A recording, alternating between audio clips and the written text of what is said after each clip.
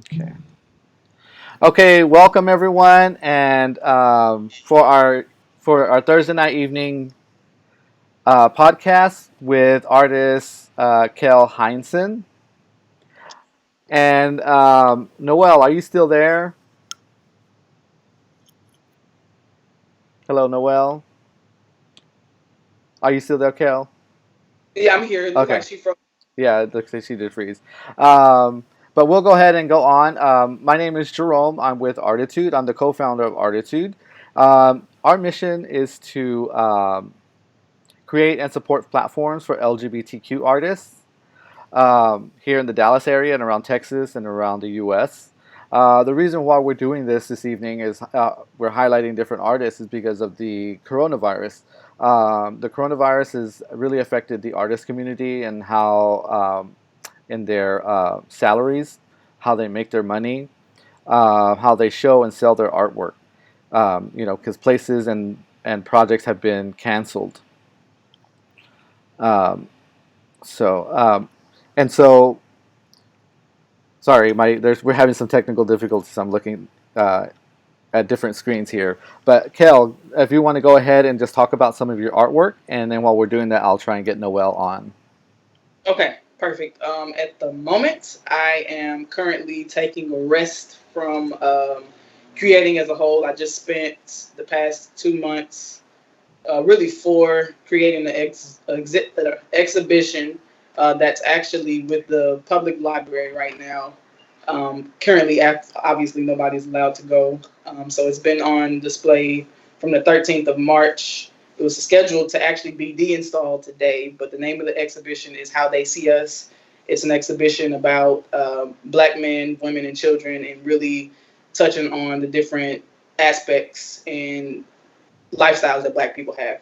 And we're not just one set way. Ronan, I need to quit. Okay, Noel, I you're can, on. Are we on live? Yes. okay, there we Oh, go. hey. Can you help me get up my questions? Okay, so I am so excited to introduce Cal Hinson. I'm calling up my questions right now. So, Cal, you are a visual artist. So, tell us some about yourself, where you grew up, and some of what your growing up was like. Okay, so I'm probably from Houston, Texas. Rep that all day. And as far as growing up, I spent a lot of time outside, just really involved with physical activity, moving. I never was a child that sat still.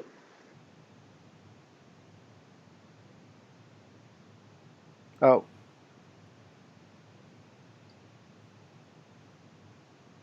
hey, Kel, are you still there? Yes. Okay. I think we lost Noel again. Okay. Let's see here.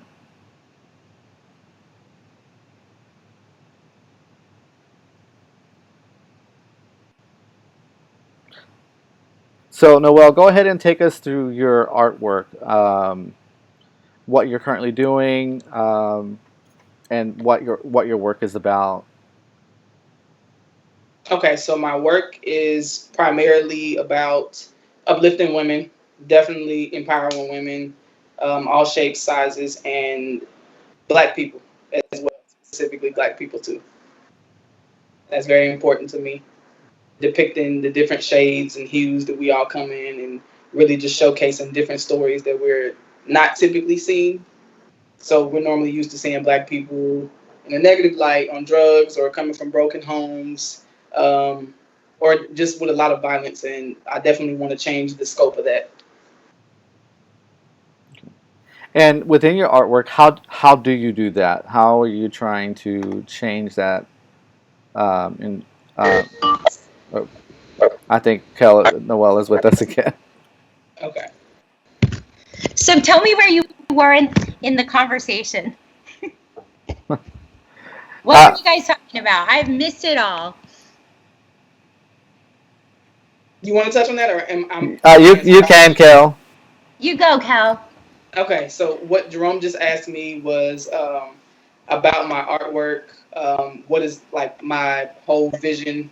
What am I really depicting in my work? And the way that I do that was the last question that he just asked me. So to answer that question, Jerome, the way that I really depict that in my work is primarily with my color choices and a lot of symbolism as far as like different objects that represent like love. So for example, a flower or like a dove, just different types of things like that. When we were talking earlier, you said some really powerful things about your vision that were just incredible. So, can you kind of speak to that in terms of those inner lessons, those inner voice that you are trying to communicate with everyone through your art? Right. So Jerome asked that question too, but Oh, to elaborate some more and really talk about what we touched on earlier. yeah. With my artwork, I want to really depict Black people in not a negative light. So like I was saying, we're used to seeing them being drug dealers or prostitutes or on drugs, just not how every Black person lives. And Black is such a varying diaspora. I want to really showcase that Black people don't just come from that, or we aren't just rappers or musicians, and we're not all poor. We don't all eat fried chicken, stuff like that. So, like, really approaching the misrepresentation and really retooling that for people to have a whole different kind of understanding. Yes, absolutely. We talked about your training, and this is part of your story that's just some of my favorite, just this transformation we talked about. So tell us where you went to undergrad school, first of all, and then we'll get into the whole story. Okay. I'm going to let this truck pass in my background. Okay, let it pass. All right. So undergrad at Concordia University, which is in Austin, Texas, literally like 20 minutes from UT. I got a degree in physical therapy, and I decided that was not for me. I couldn't do the typical 9 to 5, waking up every day and not being happy with my life. I decided that wasn't the route I wanted to go. So I really thought to myself and really analyzed, okay, what do I like to do? What do I have a passion for? Art happened to be the answer to that. It was the only thing that kept me up, because I fell asleep in every other class in college. So I moved to Dallas, went to KD Conservatory, got a associate's degree in film. So I'm definitely happy that I took that leap of faith. I just want to like stop for a minute and talk about how much courage it takes. A lot of us don't even have the courage to realize, to like stop everything, stop the whole plan and realize, wait, I am going in a direction I absolutely don't want to go in. And I love that about your story, because in changing tracks, you like really began to realize who you really are. Mm-hmm. So in school, when you went to KD Conservatory, am I saying that right? Yes. Okay. So you went to KD Conservatory, and 2 people passed away that were very meaningful to you. Yes. Can you relay parts of that as well? What happened? Ooh, okay, so actually my very last semester of my studying there, my really close friend, teammate, I call her my sister, she passed away from a drunk driver. She was somebody that was always very supportive of everything that I was doing, and always gave me positive reinforcement and just checked in on me daily. So that was really tough. And then my cousin passed away 5 months after that. So that was also really like, this is a lot. And it really caused me to really just sit back, reflect on like, okay, what do I want my legacy to be? What can I contribute to Earth and people moving forward after I'm not here that can speak for me? It gives me goosebumps. Actually, I love that you came to that whole realization. I think many of us, that's like what we aspire to do, is come to that place. And how did that start to affect your art? It allowed me to be more vulnerable. So at that point in my life, and before that, I was never somebody that was very like emotional in terms of like really showing what I thought or felt outwardly. But through art, I learned that you can be vulnerable, and it doesn't have to necessarily be a negative thing. It can be therapeutic. but also there's other people going through similar situations. So like help tell that testimony. What about your family? You know, you talked about your family. Did you have artists in your family growing up? So not that I knew of growing up, but recently found out my mom actually used to draw, and a couple of my uncles used to draw as well. So that was like, oh, okay, cool. So I got a little bit of sauce passed down. And so your mom would make these Sunday dinners. Mm-hmm. And is that where some of like the authentic parts of you also began to show, where you mentioned your family and even growing up, the messages that your family gave you about who you should be, what you should do? Yeah, they always encouraged my individuality and really standing up for myself, and speaking the truth, being respectful, because that's very important in the Black household, but at Yeah. the same time, not letting people walk on you and just being honest. So I'm going to step back now at this point. The whole idea was to kind of introduce you.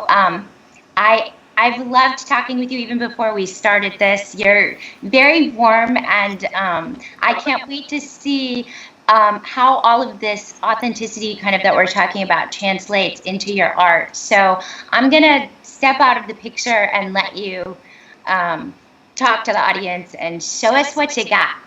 Okay, cool. So as you can see, I have this canvas here. I don't know if y'all can see that very well. I'm going to assume so. But it is a self-portrait of myself with a bonnet on, stretching in the morning, because this is what I do before I go to work. I get up, I take my bonnet off, and really just look at myself in the mirror and talk positive self-affirmations to myself. Like, I'm beautiful, I'm going to be okay, I'm smart, I'm intelligent. Just telling myself all of the positive things I need to hear, because I know throughout life it's so easy to listen to outside voices and negative representations we may see on TV, or just language we hear from other people. So it's important to pour that back into yourself, because that's the one person you're going to wake up and see every single day.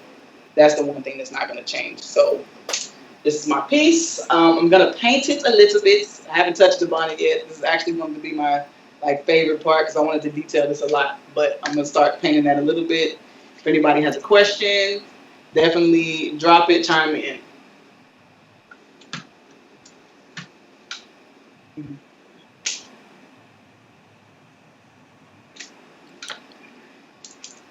And Kel, what medium are you using?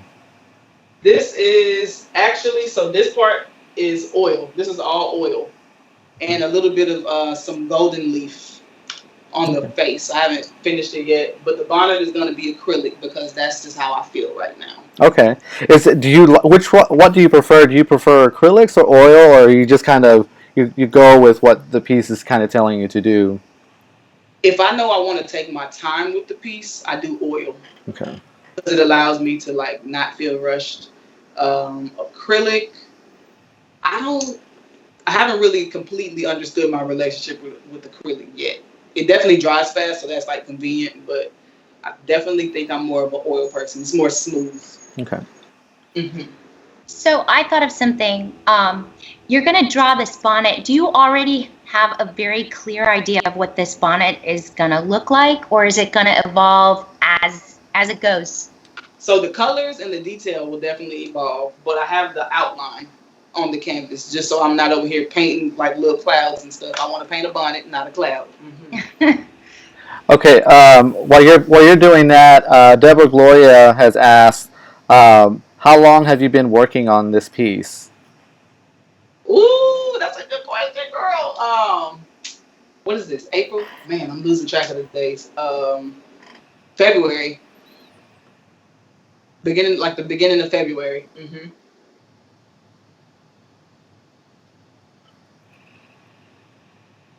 I don't like to rush my art. And she also asked, how long uh, how long will it take for you to finish that piece that you're working on?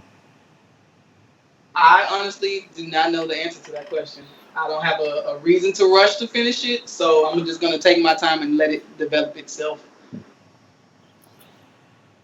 Do you normally have like several pieces you're working on at a time, or do you focus? Oh, that was a dumb question. Yes. Oh, you're good. I feel like most flip flop between projects. Like we never just do one. We always like start one and then go to another one and then come back.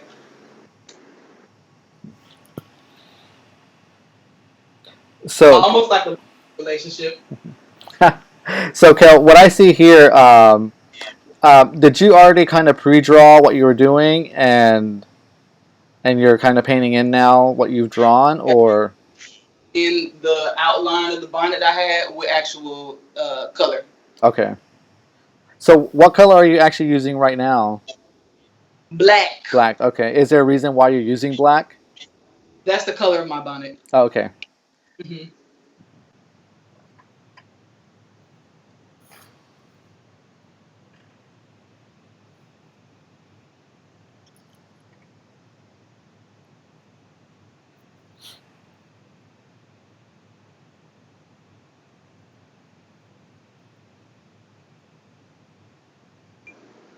This is interesting because I actually never do like a live or like a video while I'm painting. I normally like listen to a bunch of music, have a concert while I'm painting. So does the quiet feel awkward to you right now while No, you're just sitting love, there? I love silence, so this is actually not too bad. It's just a little different from my normal process. Hmm. I noticed like already as you're painting the bonnet, and this is totally from a non-artist perspective. So you've got like gaps going in between the bonnet. Mm-hmm. So you already know what is going to happen in those gaps. So I know for sure I want the color or like the density of like the hue to be different.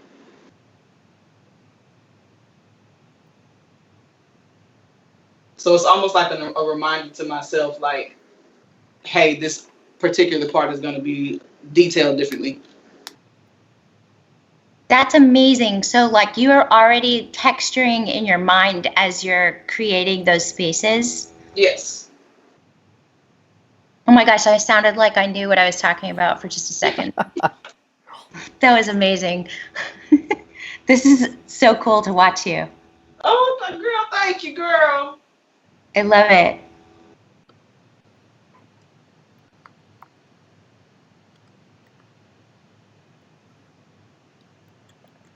See, now I feel at peace, like just painting this bonnet. It's so fun to watch. I'm glad you're enjoying it. I feel like a Raquel version of Bob Ross, but only without that. Happy little spaces. Mm-hmm. Maybe I should have a palette like right here, and then like right. go like this.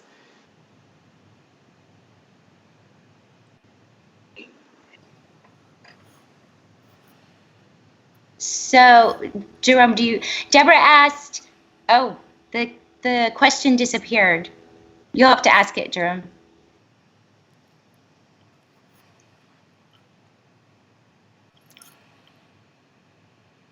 Okay, sorry about that. Deborah asked, do you have a piece of art that has been the most influential to you, and can you talk about it? Do I? Do I? No, but I do have one that I specifically did for my house. Where is it? Okay, it's over here in the corner. Let me grab it real quick. Okay. So this is like, I don't know if y'all can see this, but I did this as like a specific representation to like love the skin you're in. So it's kind of abstract, but also kind of like realistic. But yeah, just really appreciating our own skin. And I did this, and I hang it above my bed. But I took it down today because I was dusting it. Love it. Thank you. I love all these themes of like self-love that are just showing up all over your art. It's important. It is so important. Like, whoo, have a spa day, go outside, do your hair, You don't have to do your hair, all of those things, but just appreciating yourself in every single moment. Hmm. So, what are some of the parts of your art that pose greater challenges to you? Um, like where you come up against blocks or um, concepts that are more challenging? I would definitely say for myself, line work, like, so if I do like a wood etching, the lines are super clean. But if I paint it, and I guess this is probably just the OCD in me, like I could see like the little parts where the brush like kind of went off, and to me the lines are not clean. So I'm like, okay, this is a obstacle to work through, and maybe I'm just overthinking it. That for sure. And once I get like a detailed part of the painting or whatever done, I feel like I always feel like I need to add more. So you look at the lines and go, "Oh my gosh, these lines are unacceptable." But Yeah. everybody else is looking at them, going, "I have no idea what you're talking about. This is great." Yes. What about aspects of your art that you absolutely love? Mm. I absolutely love how the detail has developed over the years, and just I guess the different symbols I use, I'm more free. So I'm not like super like I have to use this, I have to use this, I have to use this. I kind of just let it happen, and I appreciate that. So I have to say, I'm very excited to know what the next color is going to be for the gap. So what's going to happen? It's like an untold story just sitting there. Oh, okay. Let's see. See, now I like to do like a little popping, popping look. Um, Maybe silver. I don't know. I don't. We go. Let's find out. Okay. Okay. I'm gonna use a smaller brush too. Okay. We're gonna do a little something. And while you're looking for a brush, Jerome Bynum, he asked, how has your art transitioned from when you first started to now? Yeah. Um, I do bigger pieces, so I know now the size has gotten a lot bigger.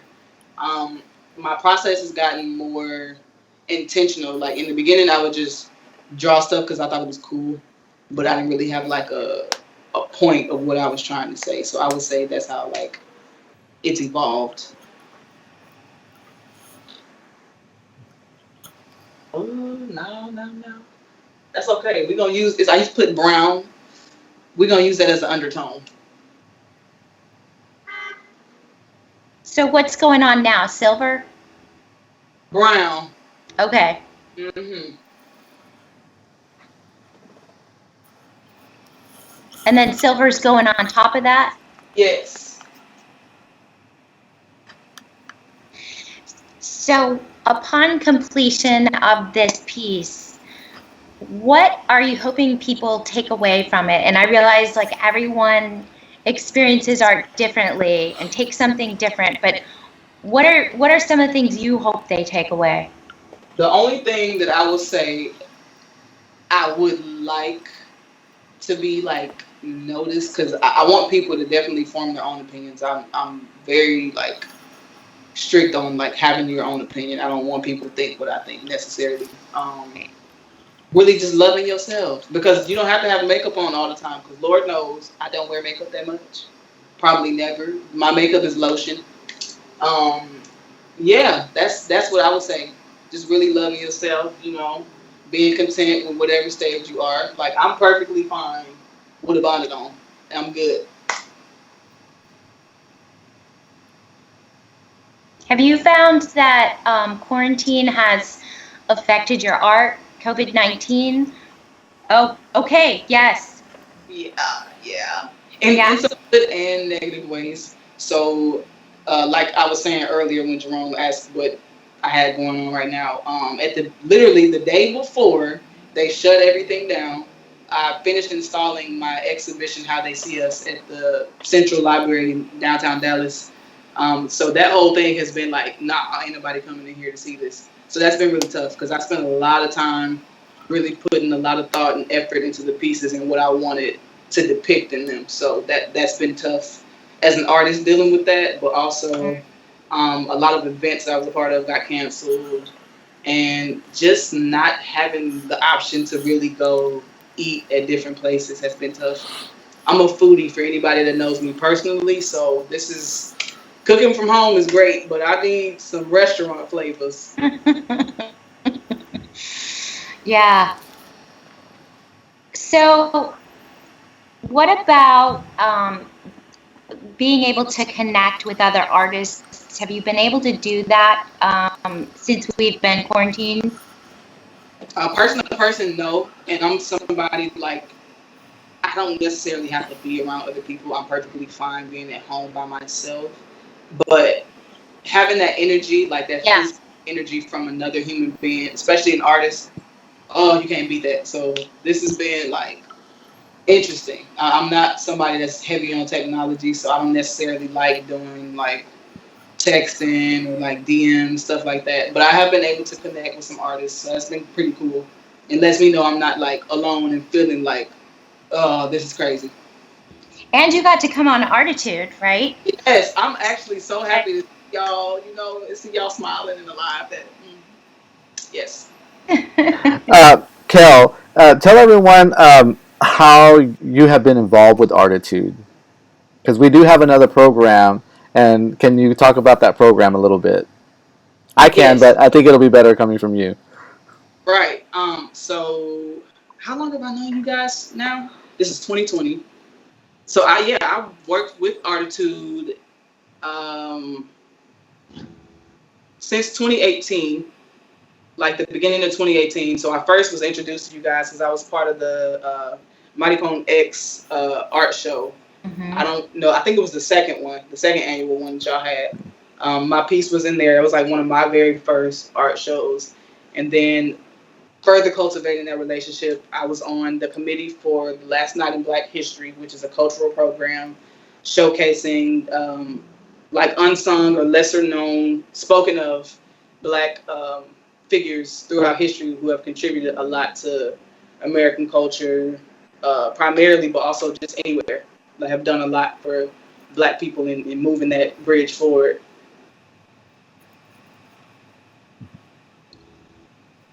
And here we are. So we should open this up kind of for questions.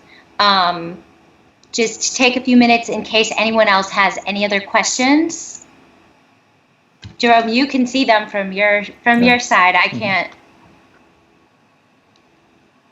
Yeah, I've been asking as they been typing them in. So Okay. All right. I'm gonna go back to this bonnet. Y'all let me know if there's any questions. Kel, I do have some questions. And that show that was closed at the library. Yes. What work was that? What were you going to show at that time? So all of the work was done in black and white, primarily, with a lot of like red in it, red, blue, but primarily a lot of red. All on paper. And ooh, let's see what else. It was a couple of abstract themes, but it was more so like depicting Black faces, whether that be a man, a woman, a little girl, but depicting those faces with some street art style, so like little graffiti influence, Okay. but also like different statistics and things were placed in the pieces about topics affecting Black people, such as like sex trafficking, the criminalization of Black men, and how they're like disproportionately arrested compared to other demographics and ethnicities of people in the U.S. Um, so it was some heavy things, but also some like lighter things. I also did a brief Kobe tribute because all that happened like right when I was finishing up the entire collection. So I put that in there as my own personal thank you for his contribution to what I felt Black culture is. What else? And ooh, I'm trying to think back. Is the show still hanging there? So I've been communicating with them. The artwork is still up. We're trying to get a virtual exhibition going. So I've been working on that, and As far as I know, what I've been told, the exhibition will stay up, and they're going to postpone the rest of the exhibitions and kind of push them back. That way, people can still come in and still have foot traffic to actually see the pieces physically. Okay. And where is the exhibition again? It is at the J. Erickson Central Library, downtown Dallas on Young Street. Okay. It's right across from City Hall, right? Yeah, right Mhm. across the street. Yeah. Hmm. Okay. Well, it's 6:32, so that's all for our show. Again, thank you everyone. Thank you, Quel. Thank you, Noel, for hosting. And just to kind of remind everyone, the reason why we're doing this is to create that platform for our LGBT artists and minority artists, especially now because of the virus, the COVID-19. A lot of venues are closed. A lot of shows have been canceled, and so many of our artists, our artist community. Have taken a big financial cut in what they usually do, uh, and the traditional ways of showing their work is no longer there right now. So what we're doing with Arttitude, we're creating these live events so our artists can still show their work, talk about their work, but those who are viewing can still help support their work by going to our website at arttitude.org or texting Arttitude to 44321 to donate. At the same time, we're also encouraging the viewers to go to our artist website. And Quel, can you give people your website so they can go to your website as well? Yes. So my website is www.quelscove.com, and that's spelled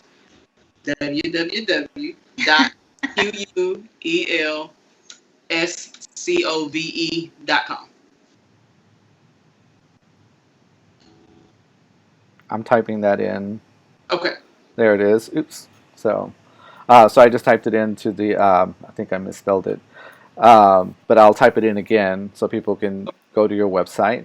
Again, thank you everyone for being online tonight. If you have any questions, you can still type in within the feed, or you can email Arttitude at create@arttitude.org.